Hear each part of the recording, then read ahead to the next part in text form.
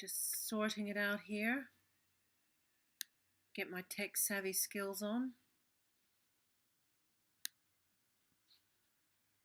Turn that off.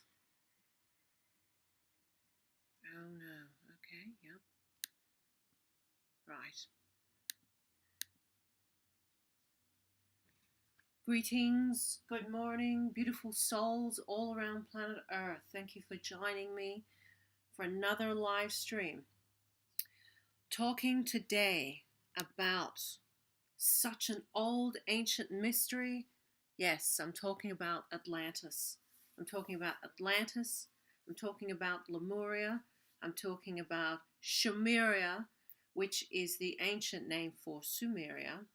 And I'm talking about the demise of these great continents and the demise of these great civilizations. Incredible, technologically advanced civilizations, our ancestors, our ancient relations, so to speak. And you know, there's a lot of controversy around this because in our conventional mainstream science, there is no acknowledgement of something else other than an asteroid hitting the Earth, and that was the cause of the demise of Atlantis, or an earthquake of unprecedented magnitude, which is used as the reason for the demise of Atlantis. There are those that don't even believe that Atlantis existed. Well, you only have to go below the surface of the ocean to see the evidence of some other civilizations that existed in our ancient past. So greetings and good morning to those of you that are tuning in all over planet Earth. I send you good greetings, salutations, and heartfelt vibes wherever you are. And I hope that this sheds another perspective. And of course, I'm not expecting anybody to believe in me or believe what I'm saying about Atlantis. But the fact of the matter is there is a lot we have not been told about. There is evidence to support this. However, it's usually categorized in that conventional mainstream perspective that our science and academia loves to uphold. But me being an academic, I choose to believe and think outside the box. And it's because of my experience of an unconventional life, or if I can be more precise, it's because of my experience with something that is not conventional, which is having extraterrestrial encounters throughout my life. However, the apex of that was back in 2009, 2010, which I'm sure a lot of you know about. It's because of these experiences that I have been drawn to researching and trying my best to satiate a yearning and desire to know the truth about us as human beings. And that truth has not been satiated by conventional means, because there is a lot of deception and lies covering up the truth of our heritage, our galactic heritage, our cosmic heritage, the heritage of our planet. Conventional science does not even engage or acknowledge that there is an extraterrestrial counterpart to our heritage. And to me, this is the huge this is the huge piece missing within our puzzle. No acknowledgement at all. Sorry, we've got an audience here. Someone has come in to be a part. This is Shalaha, looking better. So there is no acknowledgement, people of Earth. There's no acknowledgement. And if there is any if there's any suggestion of something of an extraterrestrial nature or off-world origin, it is quickly dismissed and put in that box of, oh, we can't take this seriously. Um, Time and time and time again. Well, let me tell you, if I progress with my academic career, I am going to be one of the first to talk about this openly, because enough is enough. We need to embrace the truth of what our heritage is, our cosmic heritage, our cosmic lineage. And these theories from our past scientists, basing our evolution on the Darwinian theory, survival of the fittest, and this long drawn out evolutionary line that we've derived from is completely erroneous. Because if we look back to our ancient ancestors, we can see these spikes and peaks in our evolution where we have had accelerated growth that is not natural. For man to evolve as naturally as he has would take billions and billions of years, not, a few 100,000 years, which has been shown. Yet, even if it is acknowledged, it's not publicly spoken about, because humans of our day and age are, especially in academia, even if they believe in another theory, or they share a different opinion or differing to the status quo, their reputations are tarnished. And so it's this huge suppression, which is obviously playing out everywhere on our planet. But I'm here to share some knowledge. I'm here to also give you a transcript of channeled information from, of course, our great brothers and sisters of space. And today's information, channeled information that derives from the 1950s, is coming from Haton. And Haton is speaking about the Atlantean time capsules. And not only this, so not only is this information timeless, and from a clairvoyant perspective, I believe what they have shared is not only the truth, it has been corroborated again with the Lacerta files. So those of you that don't know, quickly, Lacerta is a reptilian female being supposedly existing within large caverns of our planet for thousands of years. She says her kind are the native Terrans to planet Earth, and that we, as a new, young, primitive species, this is not our planet. We are not native here. And in fact, we are the result of much genetic manipulation, hence explaining the spikes in our evolutionary progress, where our ET brothers and sisters, our elders, our creators have come in and manipulated the DNA structure, manipulated our chromosomes, basically manipulated our genes to create something of somewhat advancement, some kind of, we are of somebody else's creation. And a lot of people may have a hard time believing that, but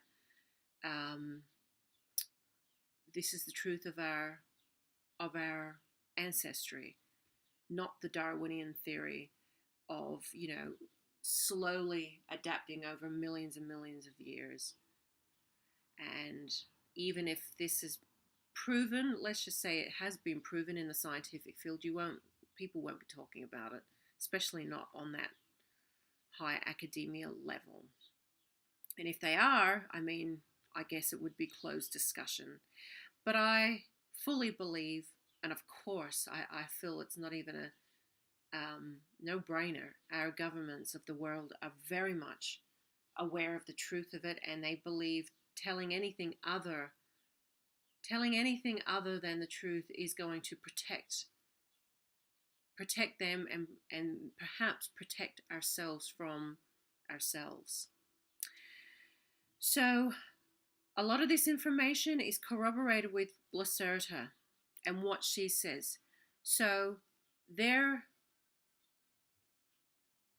what they are saying, what the Space Brothers are saying, and what Lacerta has said is basically Atlantis, the demise of Atlantis, the demise of the dinosaurs, which followed the demise of Atlantis, was the result of a war that has an old war that's been going on for millions and millions of years between several factions, but namely those from Procyon or the Confederation. We can say the Confederation because Procyon is a part of the Confederation, and against another race, an extremely advanced ancient race, reptilian race, coming from another bubble in the omniverse. So this being one universe, however huge and infinite it is, it coming from this race, coming from another bubble of our universe. But resources are saying extremely evolved, extremely advanced, but opposing the, I guess, the motives and the objectives of the Confederation, which is about the betterment of man, the progress of man, and the balance. So I guess this is really a fight between the light and the dark. The light being the altruistic progression and the self-serving progression of another kind.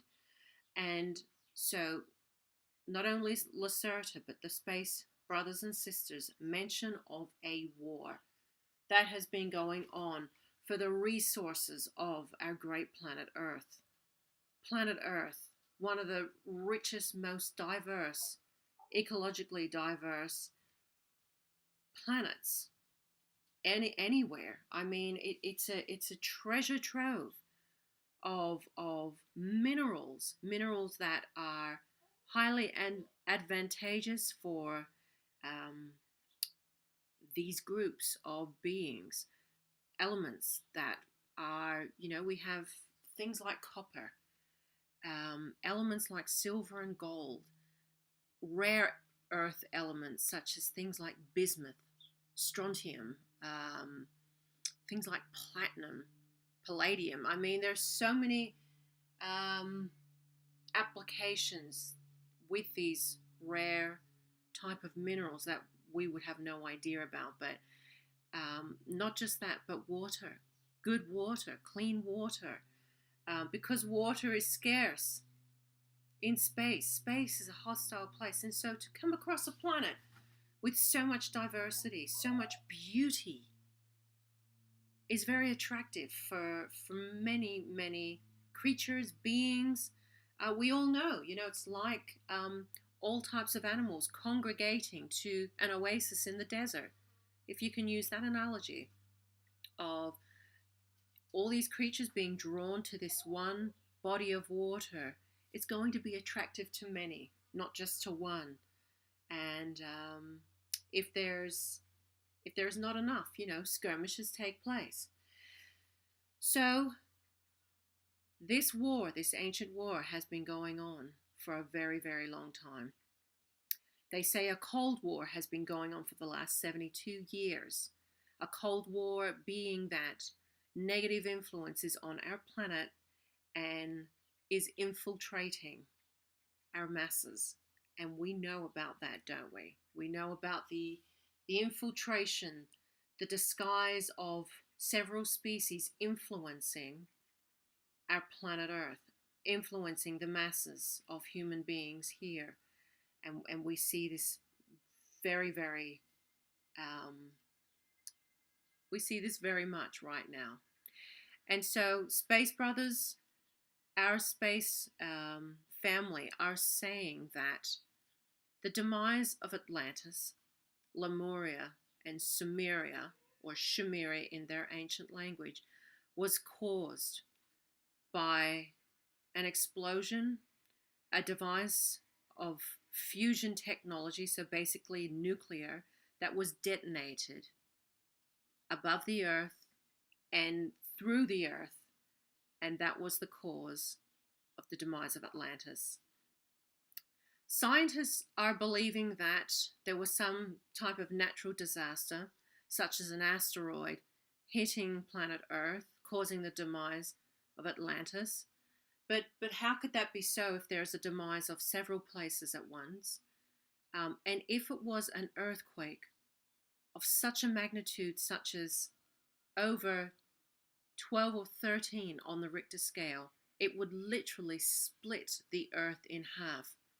An earthquake of that magnitude would absolutely be catastrophic on every kind of scale, and I don't believe the Earth could maintain its gravitational, not only its gravitational axis, but even its composition as a spherical body. I believe it would be something of unknown magnitude. The devastational effect would be of unknown magnitude. And so I want to go into this and I want to read about this. So I've made some notes. So this war that's been going on for 65 million years between an incredibly advanced race from the star Procyon, which is in the constellation of Canis Minor, and of this other group of supposed their enemies from another bubble, a reptilian race, extremely advanced. So they're both very advanced. And the Confederation goes on to say that they have been an enemy of theirs forever. Now, the Confederation is a compilation or a group, a massive group comprised of thousands of affiliates. So actually, and even like there is a section of this information that goes into who is, I mean, it's pages and pages of the constellations, the stars, the galactic groups that are part of the Confederation. So basically naming the constellation, the stars involved, the planets that are Confederate members, basically. And so these two, the Confederation and this ancient reptilian enemy, have been at each other for millions and millions and millions of years. So Procyon has been spoken about and spoken about being one of the most incredibly advanced races, or at least the planets, the solar system around the star Procyon. Their ships are infamous. Apparently they are infamous. They're so big that Pluto, a lot of you don't know and you probably won't believe it, Pluto is the main trading hub in this local sector of space. And some of these ships, according to the Space Brothers, are saying they are so big they have to be moored on an artificial planet or a platform out in space, and cargoes transferred to and fro from other smaller craft because these craft are much too big to be transported or at least docked near the planet Pluto. And isn't it funny how Pluto is no longer acknowledged in our solar system? Maybe our grey and black projects have, maybe they are trying to detract attention away from Pluto. I'm not sure. But anyway, these apparent ships from Procyon, apparently, according to them, have a technology in excess of 50 billion years in our future. It just seems unfathomable to you and me that there could be a technology that exists like that. But you've got to remember, when you look up at the night sky, or if you look at some of the imagery from Hubble, because I do believe some of that imagery from Hubble is true, putting aside objects and things that are airbrushed in Building 8 of NASA, I do believe the imagery, some of it is authentic, And if you look at some of that, even if you look at um, the observation of the deep field, the ultra deep field that Hubble took and focused on one pinprick size of space and the magnitude of galaxies within that tiny void of space was just, it was unbelievable. And so it's very hard for us in our limited way of thinking to even imagine a race that is 50 billion years in advance to us. You know, an incredible race. And these brothers talk about visiting the star of Procyon and this kind of civilization. They have the ability to render their planet invisible as a means of protection, I guess. And until, I guess they scan or somehow read who the occupants are or who the spacecraft belongs to, then do they allow their planet to be seen. And apparently one of their planets is just, it's hard to put in the words, the beauty, the peace, the balance. They say that they have these kind of generators that have the power of in excess 10 million suns that control the weather and the energetic counterparts of not just that planet but planets within that solar system. And so we're talking about huge, incredible feats that it's very hard to try and grasp, especially when we live on a planet such as ours.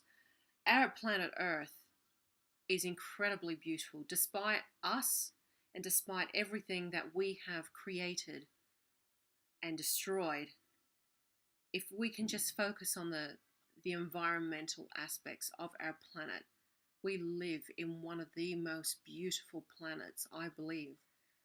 I mean, obviously, this is all that we know, so it would be hard for anybody to recognize that beauty if you were, for example, on a planet like Mars, or a planet that was a desert planet and hardly any water, or mountain ranges, forests, jungles, beautiful oceans. It would be hard for, there's not much comparison because obviously we're not being told that there's life outside.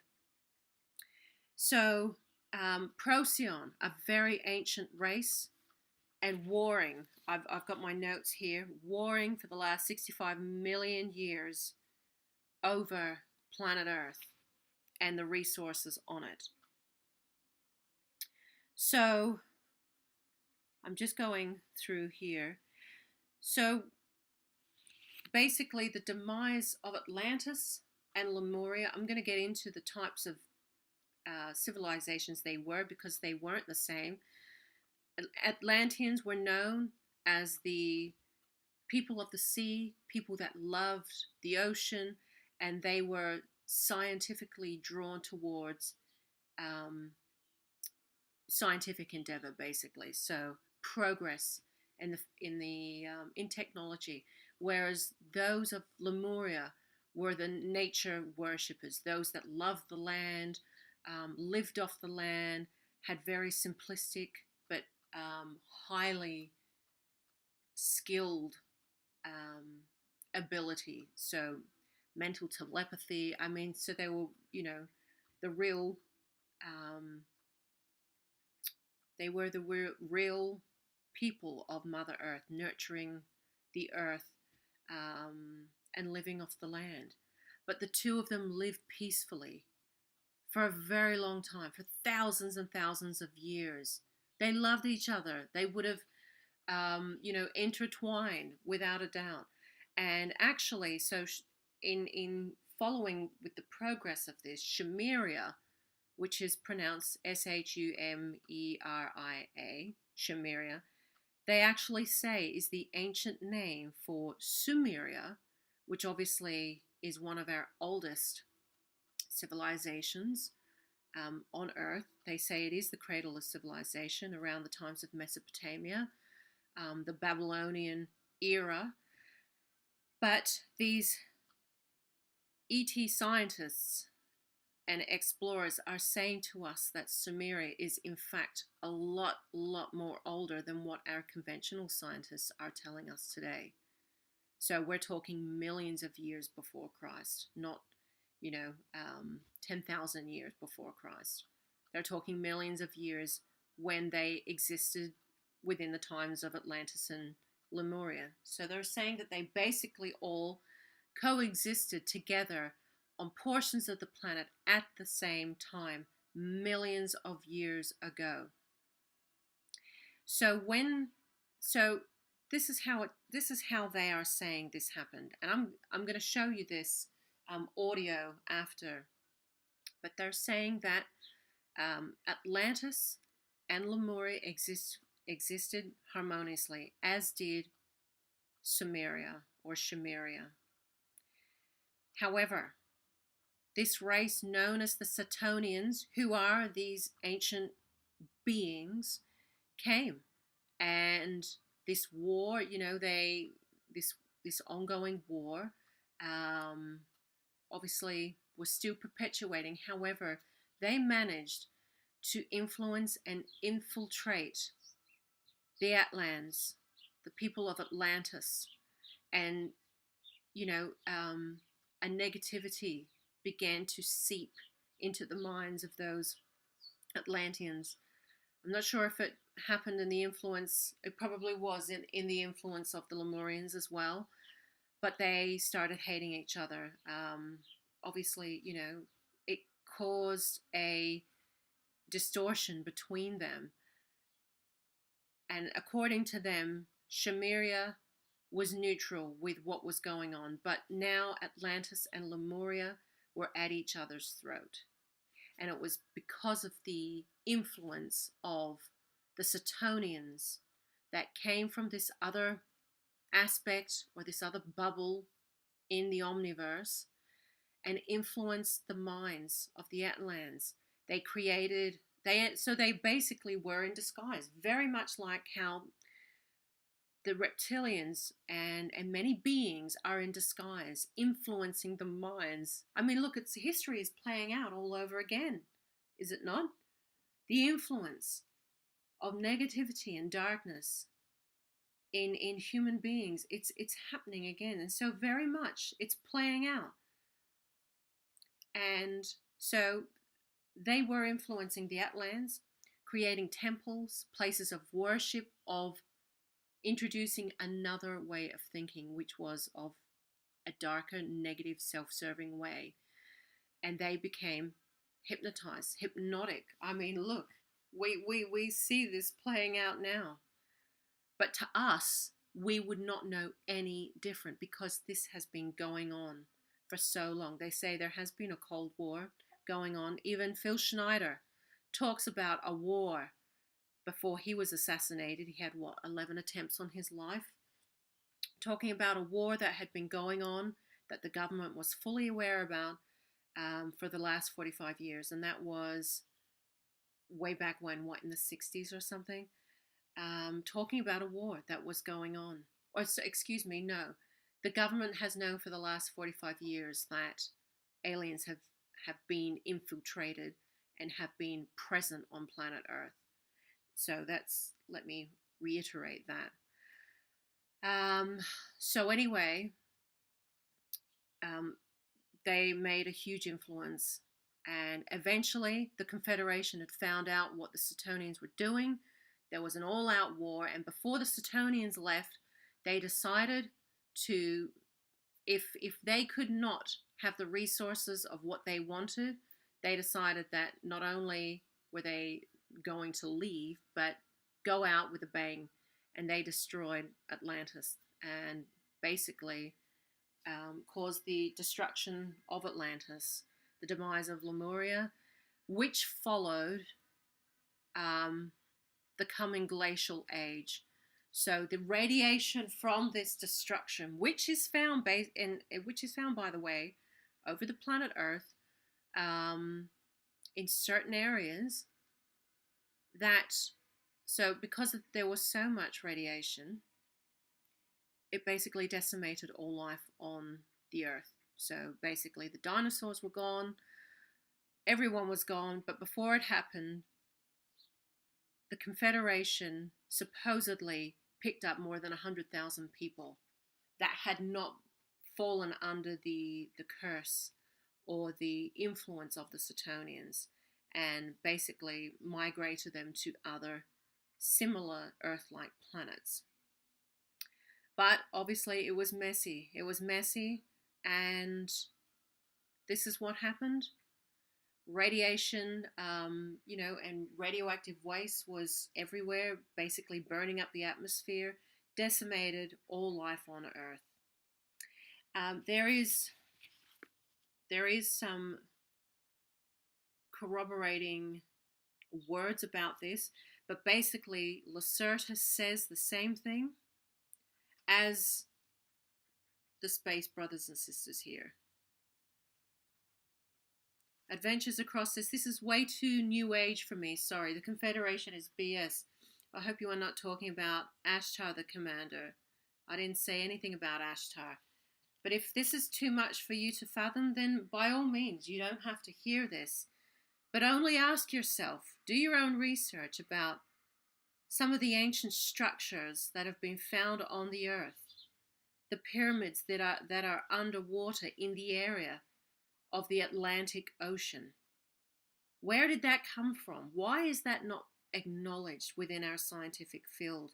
And if it is acknowledged, why are they not sharing what they believe it could be? There's so much. There are more questions than answers, and if this is too much to digest and fathom, by all means, don't listen, because it can be very confusing, and it can be upsetting, because you have to know the conditioning is genetically ingrained within us. For centuries, for lifetimes, we have been made to believe and think a certain way. Religion has been incarnate lifetime after lifetime within us, that it is the real thing, and if you do sin, you're going straight to hell and you're gonna fucking burn down in flames. Like, this is, and people believe this now in this day and age. Like, the conditioning is hard, it's cemented, it is ingrained. You have got to start introducing a new way of thinking, that there are other perspectives, there are other timelines. Our scientific communities, our conventional thinking does not even acknowledge the presence of technologically advanced civilizations. I mean, they must have been, because look at the pyramids as one example. Glyphs that are found, the Nazca lines, things that just seem so unexplainable, but our scientific community always has an explanation for it, no matter how unconventional it may seem. To entertain even the extraterrestrial aspect is just something that is not welcomed. And it's about time another way of thinking had been adopted. It has to be. It has to be. And by nature, humans now are more skeptical than ever. So it's very difficult. I agree. If it's too much BS for you, if you think that welcoming a different opinion and welcoming new information that you for sure haven't heard about before is too much, and it just seems too far-fetched and more crazier than a science movie or a science fiction movie, like, it just shows you that you're not even open or willing to think that perhaps, potentially, there could be another timeline, one that you have not been told about. Yeah, some people just can't deal with it. Hi, Citrina. Hi, Celestial Sage. So, and you're saying that right here, Celestial Sage. There are many of us that have the pull to these ancient ancestors of ours. Many of us would have the genetic or the DNA of Atlanteans or Lemuria, even if the survivors were taken off planet. In fact, the Space Brothers actually say cavemen are the mutants. They are the ones that actually survived and were not taken off planet. They actually survived these apocalyptic events, and cavemen were the result. Basically, I wanna read to you what Lacerta has said about this. She said here, around 65 million years ago, many of our unadvanced ancestors from the dinosaur race died in a great global cataclysm.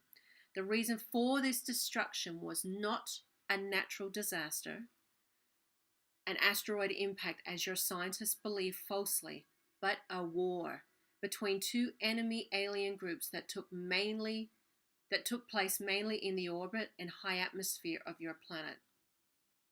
According to our limited knowledge about the early days, this global war was the first alien war on planet Earth, but it was definitely not the last. And a future war is coming soon, while a Cold War, as you call it, between alien groups is ongoing since the last 73 years of your planet. So, excuse me, it wasn't 72, 73 years. The opponents in this 65 million year old war were two advanced alien species whose both names are again not pronounceable for your tongues. I am able to say them, but it would hurt your ears if I tell you the names in their original way. Our race was humanoid. One race was humanoid, like your species, but much older, and was from this universe, from a solar system in the star constellation you call Procyon, today in your maps. The other species, about which we know nothing, was a reptilian species, but they have nothing to do with our own species because we have evolved from local saurians without exterior influence, except for the successful manipulation of our genes by us. The advanced reptilian species came from not this universe, but from, how should I explain this to you, a bubble. Your scientists have not really understood the true nature of the universe because your illogical mind is not able to see the easiest things and relies on wrong mathematics and numbers. This is part of the genetic programming of your kind, to which I will come to later. Let me say that you are nearly as far away from the understanding of the universe as you were 500 years ago. And so that's what Lacerta says. So I'm going to corroborate this with what the Space Brothers say. Soltec, who is one of the most esteemed scholars in galactic history, you probably haven't heard about him because he's not on this planet and he's not from this planet. He describes the start of great civilizations. He mentioned Atlantis, Lemuria, and Sumeria.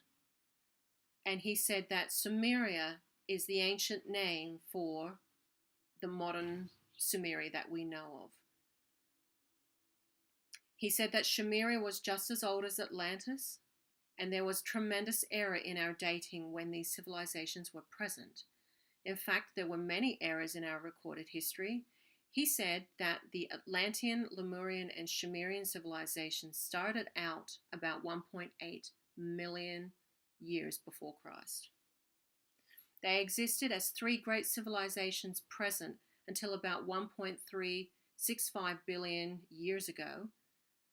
And so basically they existed within a time period of 435,000 years. And also that Atlantis and Lemuria were not as recent as many human scholars and scientists believe. He spoke how these people progressed and what a peaceful, beautiful existence they had. In Earth's terms, it was almost ideal. But in terms of man, the people of the Confederation, it still left a lot to be desired because they didn't have the other abilities or awareness which man was trying to help them with. Let's see. Soltec kept using the terms of irrational and belligerent regarding how some of the children and adults were reacting to each other and in describing their behavior.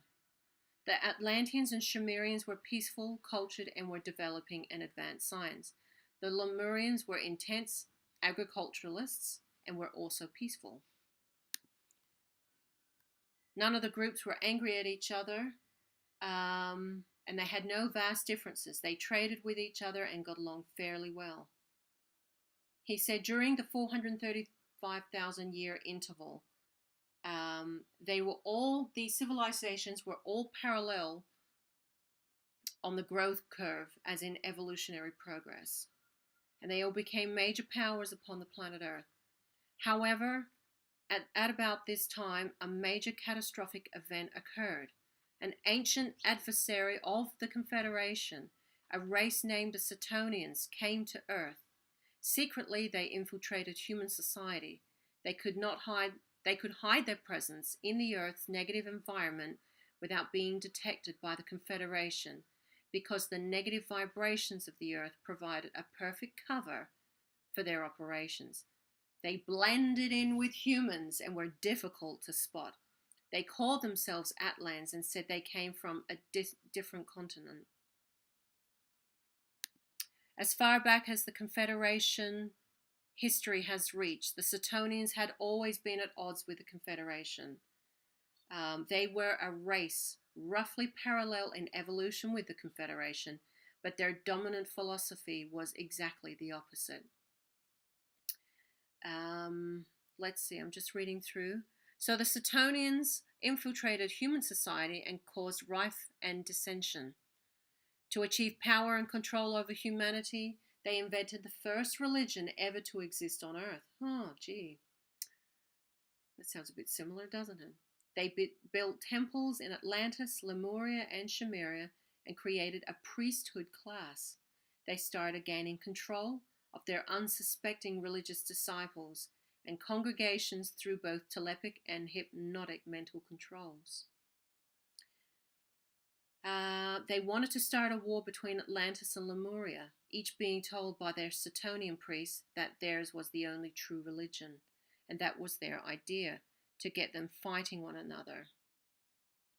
The Confederation at this time was puzzled about what was going wrong, so they made careful appraisals of the people and discovered the presence of the Setonians posing as Atlans and the tremendous influence they had acquired. The Confederation alerted their people that it was evident that a major war was brewing between Atlantis and Lemuria, and they got permission from both the Galactic and Solar Tribunals to evacuate everyone who was not under the Setonian telepathic or hypnotic influence. Meanwhile, both Atlantis and Lemuria were poised on the brink of warring with each other. Sumeria, with great difficulty, was trying to remain neutral. At any moment, the war could start. On the evening of the day just before the war started, the Confederation secretly evacuated approximately 100,000 people from planet Earth. When this was accomplished, a fleet of Confederation ships approached the Earth. They were going to confront the Setonians. The Setonians were shocked at the fleet's appearance and that their presence on Earth had been discovered. They were equally shocked to discover that a large portion of Earth's population was missing. They were furious, and in their anger, and desperate to escape from what they thought was an avenging Confederation fleet, they unleashed their nuclear weapons within a brief interval and caused the destruction of Atlantis, Lemuria, and Sumeria as they fled from the Earth. The Earth was bathed in destruction and devastating atomic radiation. Those on the surface who survived became the mutants that your history describes as cavemen, the prehistoric men such as the Neanderthal and the Cro-Magnon. This does fit in with your history records that indicates cavemen were present about 1 million years ago upon the Earth. So the cavemen were actually, um, the cavemen were mutants and the remnants of this Holocaust. And when the Suetonians left the Earth, they decided if they couldn't have it, neither could the Confederation. So they attempted to destroy all of humanity. And so this was awful. This is how the demise of Atlantis happened. And of course, it seems so far-fetched. It seems like a story, a great tale, right? We couldn't even imagine that because that's how ingrained and conditioned we are to think that how could there be such a technologically advanced group of civilizations existing on our Earth? How could we not know about this? How come we haven't been told about this? Anyway,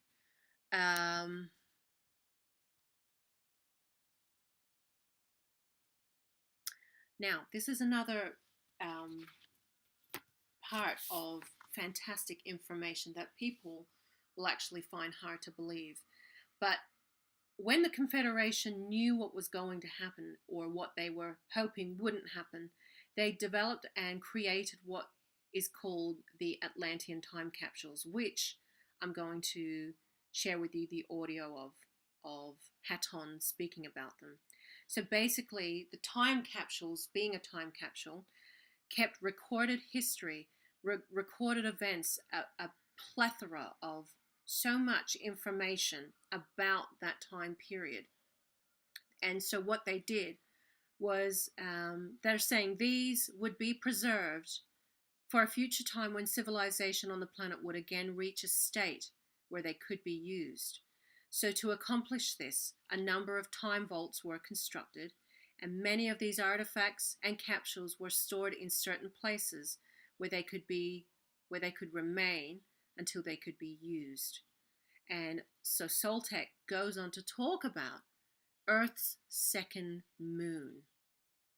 The Confederation had created a small moon called Toro as an additional storage facility for the most important records and artifacts. He described this moon as about a mile in diameter. It had an ellipsoid orbit, which took about 8 years to complete in its orbit around the Earth. This moon would, at its closest point, be within 9.3 million miles of the Earth.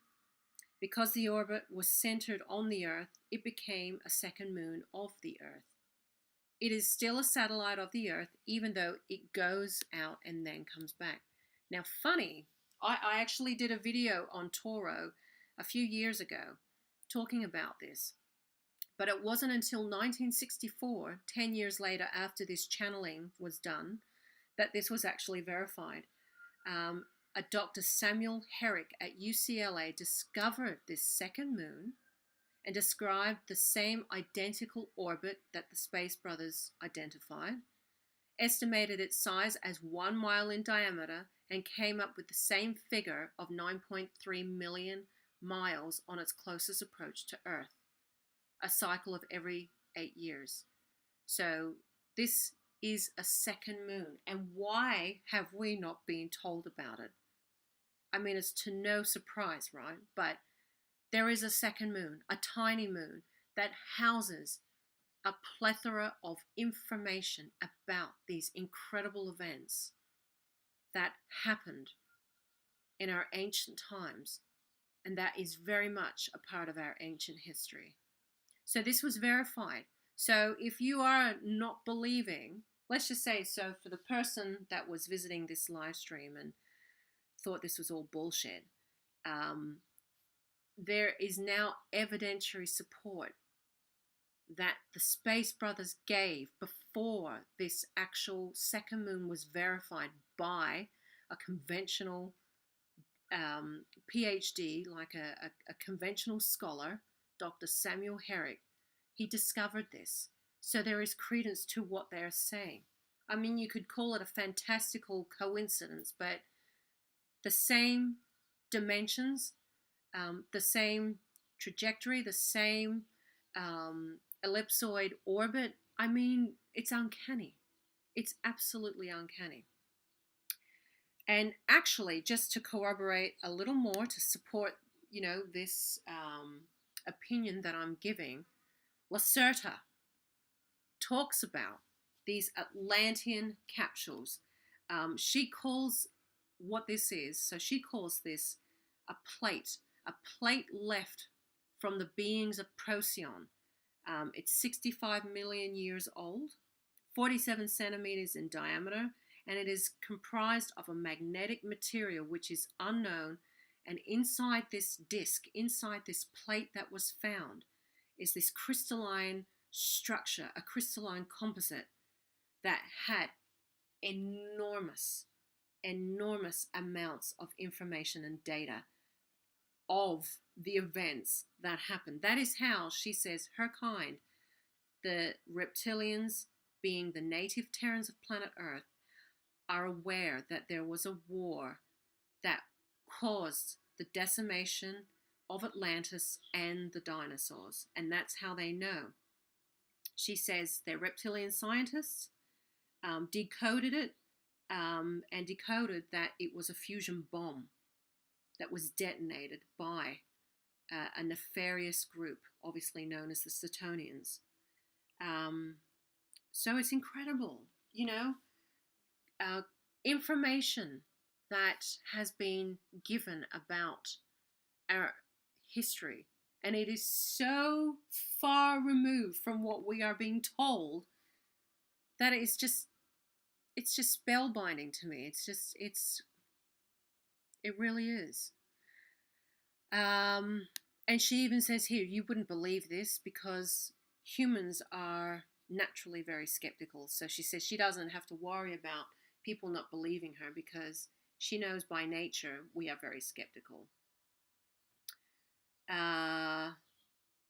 She said there was another large colony on the continent you call Antarctica today, and another one in the continent you call Asia today. These people live together with animal-like saurians on the planet without problems.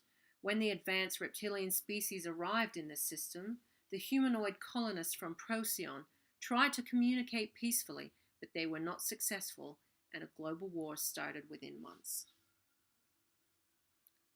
This poor planet has seen so much war. So there you have it. Let me just come back to the main page here. Hello, everybody. So I get it. I understand that people find this extremely difficult to even digest and absorb because it is so far removed. I mean, could you imagine me if I was to end up progressing with my academic career and speaking of this? I'm going to be known as a quack. I'm going to be known as that, fantastical doctor who has the most far-fetched ideas. I mean, and in many ways, I feel, actually, there would be some scientists. I mean, there is, like Dr. Avi Loeb, the astronomer. I don't know if he's at Stanford or Harvard, I can't remember, talking about Oumuamua, the ancient spacecraft that came in on one trajectory, following some kind of path, and then leaving the Earth and speeding up as it left. How would an asteroid or a comet do that? Tell me. I mean, and he says himself, in order to get information, we have to look outside off-world origins. And I empathize with that. So I feel the frustration even now, and I said that in my previous live stream, in my physics unit that I'm completing at university now. I feel such a frustration that there is absolutely no acknowledgement of life outside of our planet. And it's something that is just so not entertained publicly. It's not common knowledge. It's very frustrating. But I refuse to be that kind of academic. If I should progress with my academic career, I will be as open as I am now, because the reason I am studying academia is because of my experiences with off-world encounters and off-world beings. That is the reason my life has switched, is because of this encounter, this auspicious encounters, I should say. So I'm going to show you this audio in a second. I'm going to play it for you, and you can hear Haton sharing about the Atlantean time capsules.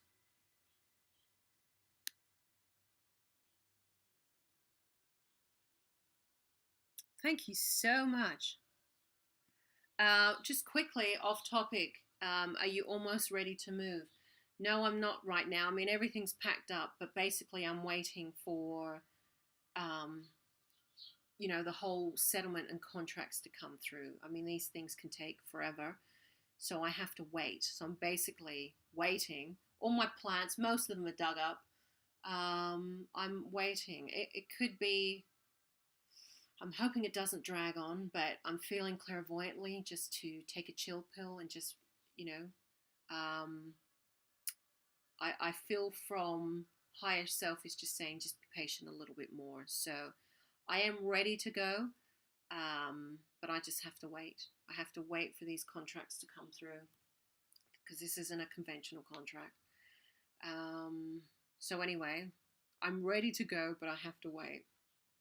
And I cannot wait to go back to the desert. Hi, Angry Birds. How are you, honey? Yes, that's right. Hi, Ross. Citrina says, history cannot be afforded to repeat itself. Those watching over probably sense the potential of this, and that is why they are that is why they have been intervening. It's exactly right, because when we listen back to what happened, the true history of Atlantis and Lemuria and Shamaria, when we hear about this, look at what is happening on our planet now. The influence is real. The influence is over us. And most people believe that this is just normal living. Wars are normal. Throughout our generational lifetimes, there has been war in everybody's life of some sort. And if it's not, we know of someone that has been in a war, or, the direct connection. It's a direct connection. We have war now, localized wars. We've had them before, big wars before. I mean, it seems to be so normal for people to experience this, but it is nothing but. It's not a normal thing. This is what we've only known. So of course it's hard for people to believe of these incredible golden periods of civilization where it is absolutely beautiful to be coexisting peacefully, freely. Abundance is just is the norm. No pollution. Oh, I can't even imagine how incredible it must have been. So within my small effort, I know which type of life path and timeline that I choose to go, and that is to live very peacefully, minding my own business up in the desert, creating an abundance of Mother Nature, working with Mother Nature, mimicking that kind of life, and to whatever degree that I'm able to do that. That's very important to me. That's my life's work right there, to embrace the golden age. That is how the golden age is going to come about. The golden age isn't basically like these bright lights just appearing all over the earth and showering the earth with glitter, and suddenly we all become just whimsical. We are the golden age, and we are the ones that have to create that one by one. When one person does it, the influence emits and vibrates, and another person becomes inspired to live like that. And it makes them feel good, and they say, yeah, I want to have more of what she's doing. And then another person sees what that other person is doing, and it's got this rippling effect. We create the golden age. We create what we want to see. And it can be that. It can be that. But it is going to take effort and going against the status quo and going out on a limb, doing something different, not getting sucked into what else is happening on the planet. Because reality is what you make it. And it's very hard to not get involved with what else is going on. The distractions of the world, chips, influence, distraction. I'm not just blaming the poor old phone, but the phone is definitely an issue of that distraction. Computers are that. Television is that. Movie is that. Social media is that. Everything, the world has become a much more smaller place. So there is much destruction in the world. Destruction and distraction. So we are the golden age. We become what we want to see.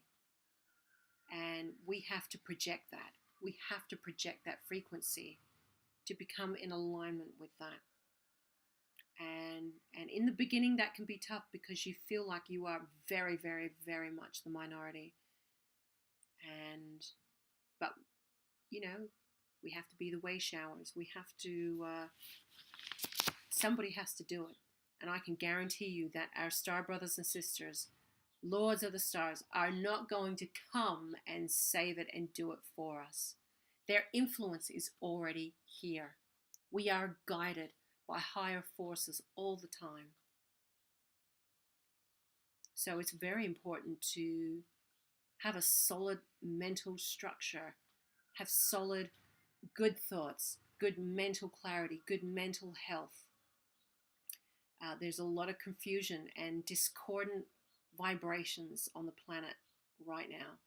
And especially with younger people and a younger generation, I see what these devices have over even my own family, friends, children. I look at them and see how hypnotized they are watching screens. I mean, they are so open and vulnerable to influence when they are at such a hypnotic state of mind. Look at people when they look down their phones. You guys, you've all taken public transport. You've seen people walking on the street looking at their phones, completely oblivious to if a car is coming right at them or if they're about to walk into water. They lose their logical common sense. They lose their logical mind. They're so entrapped, so entangled with what is in front of them that everything else becomes oblivious around them. Everything else becomes redundant. It is real. The influence is real. And so that same influence that I shared with you about the Atlans, the Satonians coming in, I don't know who is doing it now, but I know that there has been a darkness on this planet for a very long time. And now I see it more than ever in clandestinely. Is that even the word? Clandestinely is the word. In everything that we have. And to me, the relief of that is spending time in nature, spending time with plants, with flowers, with Mother Earth, growing your own garden, growing herbs. To me, this is the truth of our existence. Abundance, beauty, flawlessness, unity, cohesion. This is the truth. Not this discordant separation that many people feel. Get away from all these artificial things. And I'm not saying you can have them in your life, but create the balance. Know when you're watching too much. Know when, know what you're looking at is not good for you. imagery. It takes 1 second to imprint an image in your mind. I know I've seen some awful imagery in my life from devices or from videos, especially with animal abuse. I may have absorbed 1 second of that, but it has imprinted me, and as fresh as yesterday. And so be very wary of things, of words, of images that you are seeing and allowing your body, your being, your sovereignty to see. Satonian. Yes, Satonian. That's right, Satrina. That's how it's spelled. So let me share with you now the audio from our great brother of space, Haton, from the planet Terminus, one of the greatest off-world scholars, according to all our star brothers and sisters that have given us this information. I have got no reason to believe, like with everything within my heart is telling me that this information is the truth. And then to get it corroborated with Lacerda's information. It's very hard for people to digest because Lacerda it's very upfront, very confronting, very hard for people to take.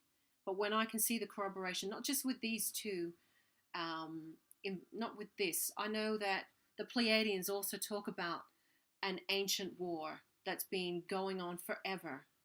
They talk about reptilians, they call the Lizzies, that have been here forever, and that this war has been going on for a very long time. So, you know, it's repeated. It's repeated a lot. So let me show you. And actually, just to reiterate, talking about the trade routes, Betty and Barney Hill. Betty Hill actually shared, when she had the encounters with the beings from Zeta Reticuli, she drew under hypnosis, I believe, the trade routes for these beings. And main ones being, look here, I'm going to show you the picture. Could be this one. Yes, it is. So you can see Zeta 1 and Zeta 2. The lines that they have drawn, the solid lines, represent main trade routes. And look at that. You see in the top right of the corner, you see Sol. That is the galactic name for our sun. That is how it is known. And you can see that our sun is right, you know, smack bang in the middle of one of these main trading routes. And that also adds evidence to what Munka, at least, one of the other space brothers, was saying, how Pluto and the area around Pluto is one of the main trading hubs of this local sector of space. So there you have it. And these dotted lines on this star map are routes of exploration, according to Betty Hill. So, you know, just to support our solar system being within, you know, I mean, our solar system is a part of huge trade going on. Mars has a huge industry, believe it or not, despite, you know, everything that NASA is spewing out, all the crap, all the nonsense, all the lies. I don't believe anything that comes out about Mars with NASA. I hardly believe anything that comes out of NASA at all. But because there is so much disinformation now, a lot of people don't know what is truth and what isn't with NASA. One thing NASA is a huge cover-up for a very deep, very secretive space program where trillions of dollars of money have been injected into. So there it is. Trade route. There is Sol, top right of that star map. So let me now play you the Atlantean time capsules from Haton.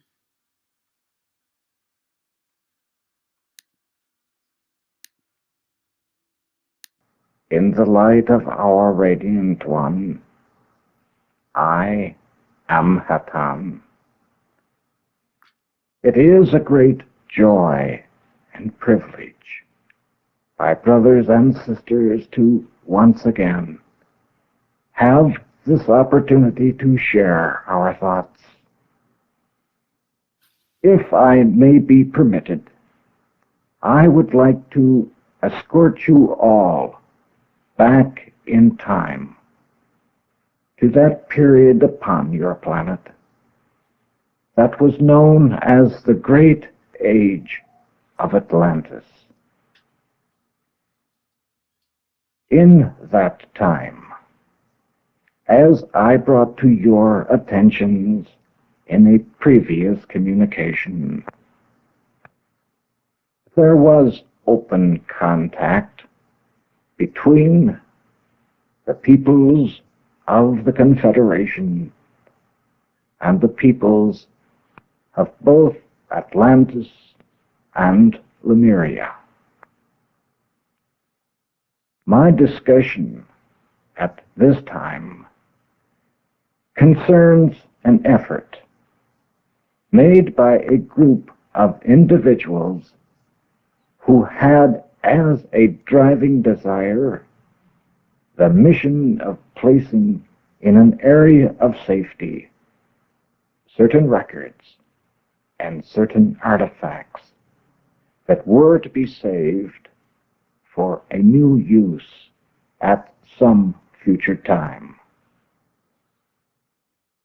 In a remote province of Atlantis, one that was known as the province of Telos, there was constructed a chamber quite large by your standards of measurement.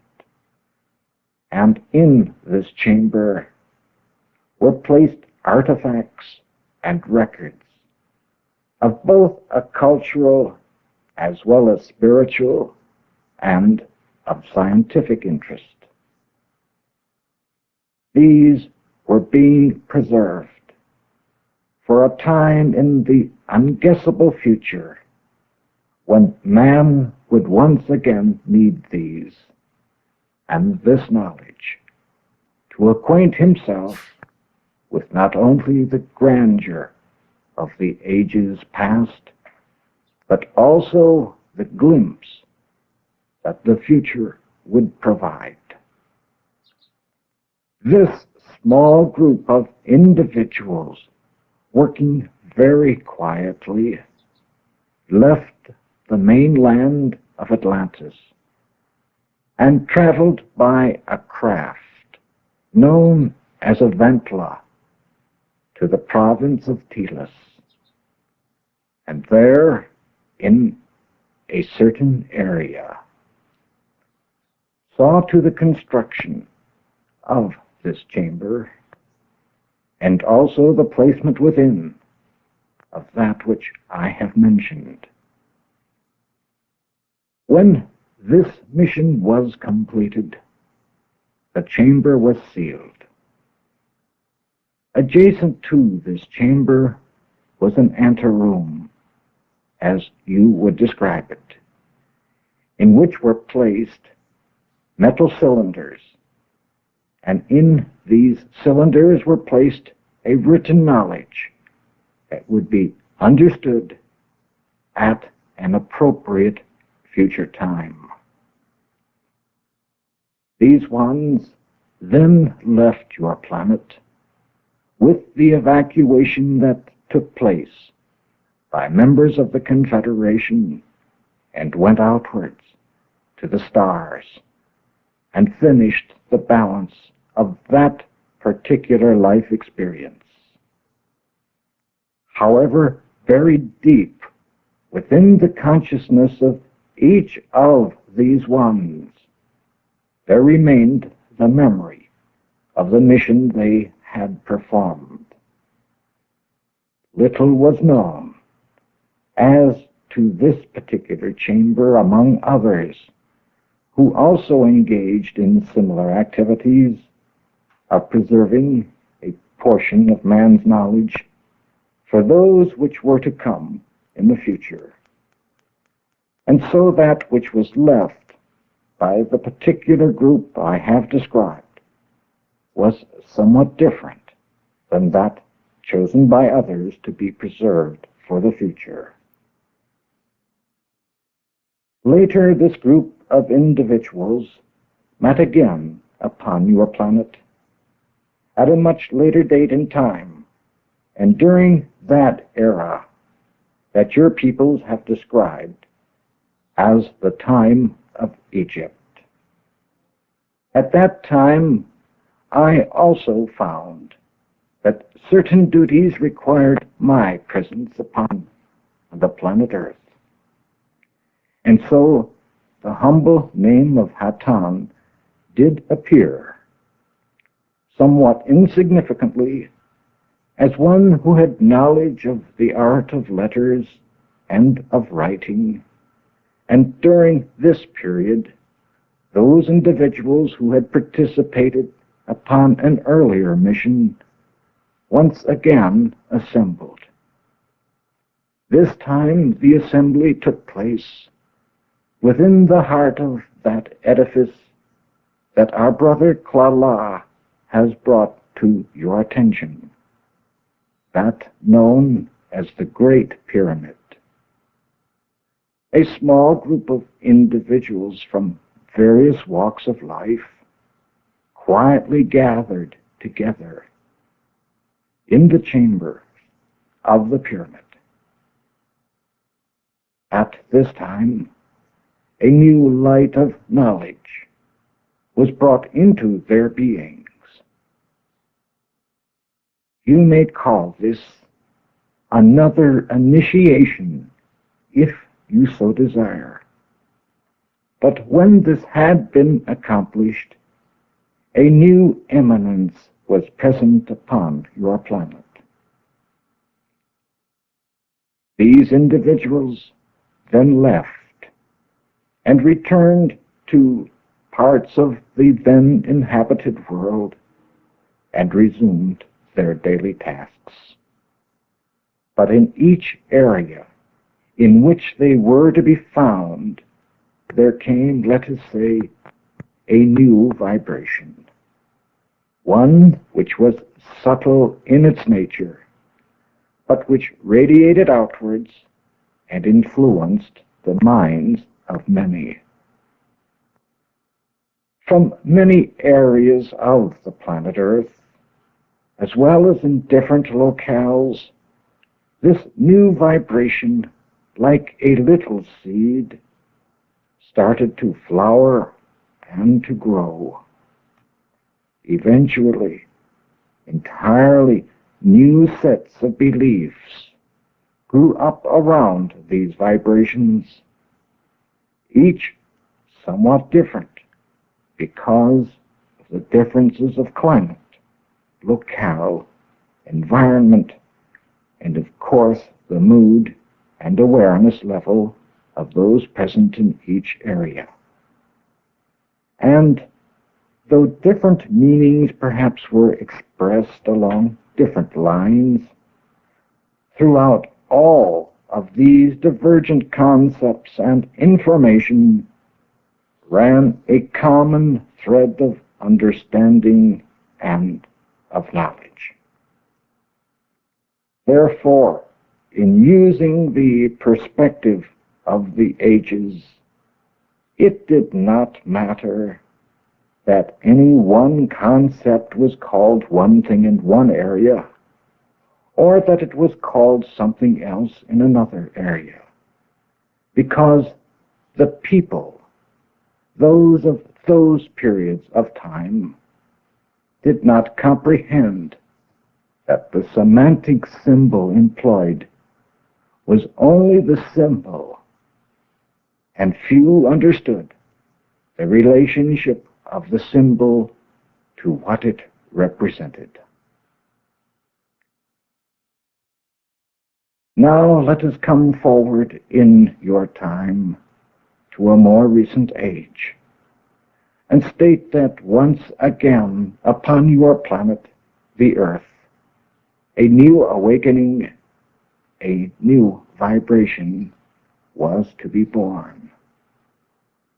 As this occurred, these ones who had participated at a much earlier age in the mission described, were gathered together again.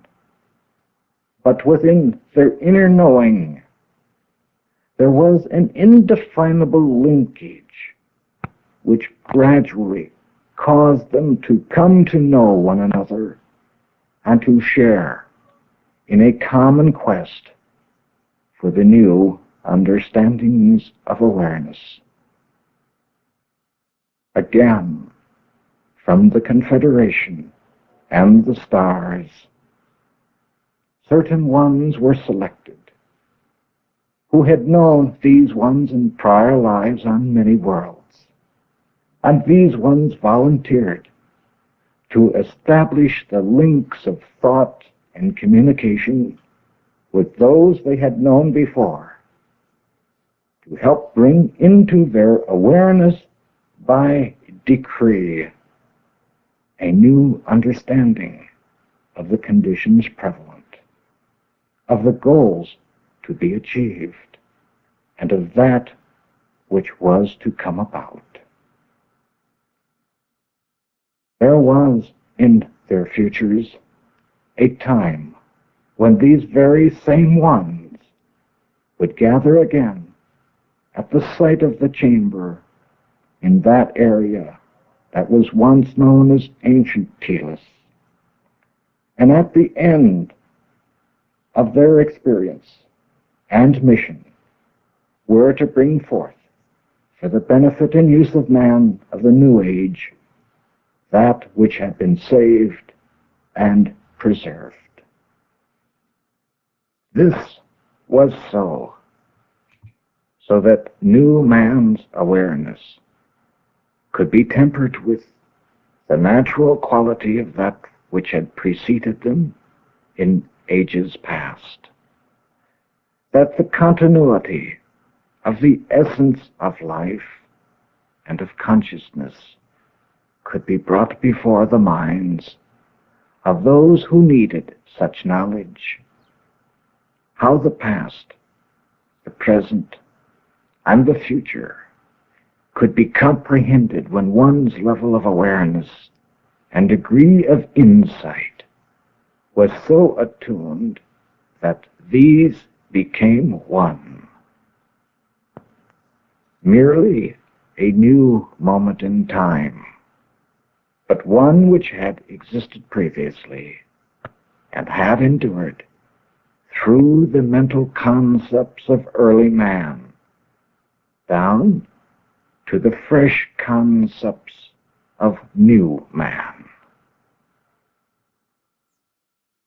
I bring before your awareness that which perhaps you will find significant, as in your new awareness the memories of that which has gone before lifts like the mists along the sea coasts of your planet. Once again, the light of a noble sun shines forth to illumine the pathways that you all tread. And perhaps when that moment arrives and the great chamber is once again opened, they will find that a friend of long standing is there awaiting them. Perhaps, my brothers and sisters of earth,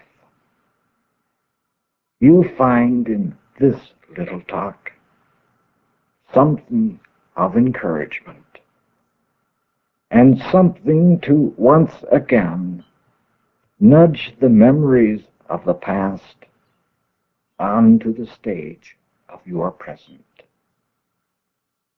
If this be so, then I am most humbled to have been a participant and to have been allowed to share these thoughts. I leave it now in your awareness. May I who have grown with the ages, who have witnessed so much. Be pardoned for impinging upon your thoughts on this occasion. It has been my privilege to place these thoughts before you. I will now depart in the light of our radiant one. I am Hatam. Adonai, my brothers and sisters. Adonai.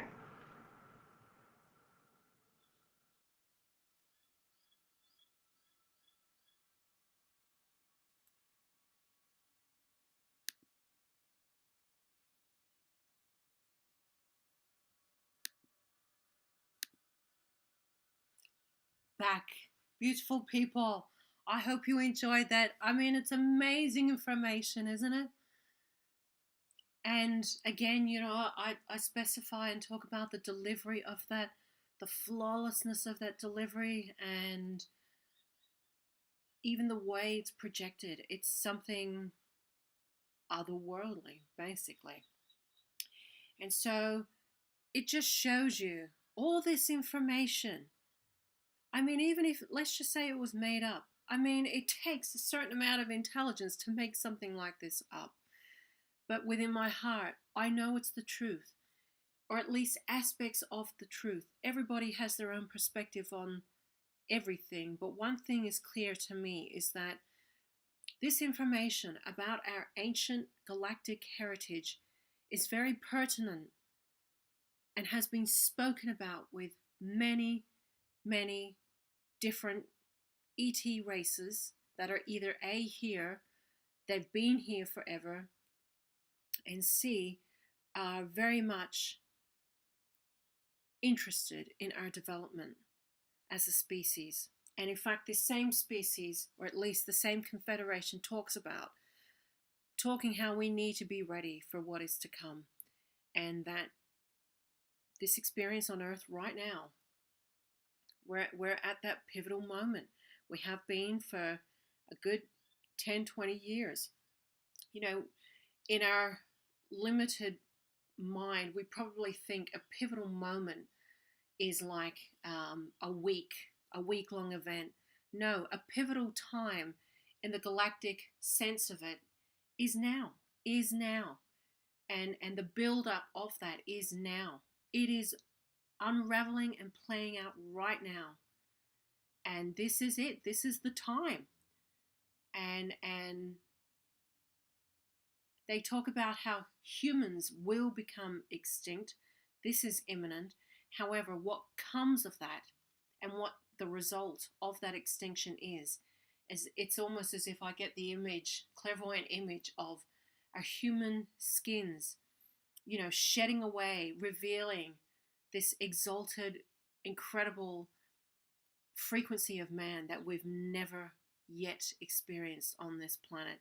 And if we had experienced it, which I believe we have in our ancient times, because their connection to their off-world source was so much stronger than and so much less diluted to what it is now, I believe it will be a time of unparalleled importance of us revealing the true nature of our existence, the true nature of what it means to be man, not human, but what it means to be man, and to finally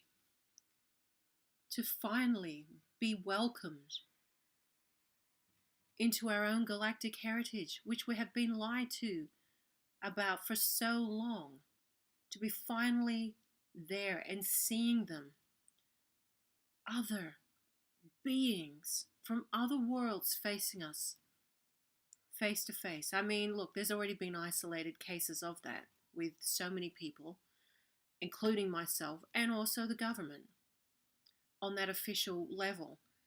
There have been so many, so many, so many encounters, but to have it as common knowledge that, okay, and it's like written about in all the world's papers that, yes, We are not alone, and I think that's what people are waiting for, is that official acknowledgement, not disclosure, official acknowledgement that yes, we share this space with other beings from other worlds.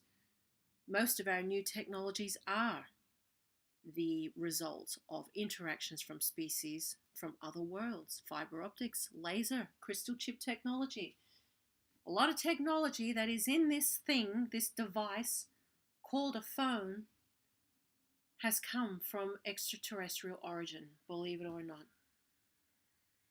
So, that is something that I hope to see in my lifetime, and I believe I will, is that public, walking down the street, and you might have some people from, I don't know, the Pleiades or Procyon walking past you. Not, we've got such a, it's such a prosaic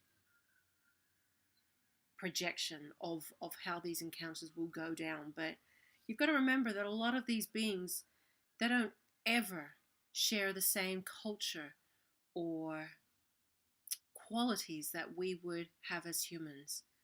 They may have very different